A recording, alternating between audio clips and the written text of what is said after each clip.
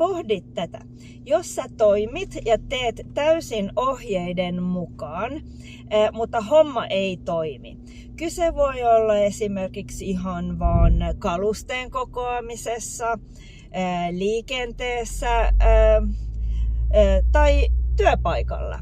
Ja sanotaan nyt, että teet ihan niin kuin käsketään tai miten ohjeissa lukee, mutta homma ei vaan toimi. Niin onko vika sinussa, itse ohjeessa vai ohjeen antajalla tai luojalla? Ja sitten kytket tämän pohdinnan sinun oman talouteen, koska siinäkin olet luonut eräänlaisia ohjeita, toimintatapoja. Ja jos sinulla siellä ei homma toimi, niin onko vika sinussa, ohjeessa tai mistä se ohje on tullut?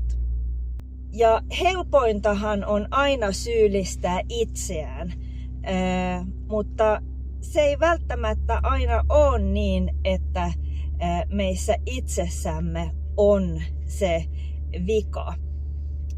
Sanotaan vaikkapa, että työpaikalla teet täysin ohjeiden mukaan, mutta ei se vaan niin kuin toimi. Mutta siinä omassa taloudessa, jos homma ei oikein toimi, niin ehkä on hyvä vähän tarkastella lähemmin, että mitä voisi tehdä toisin.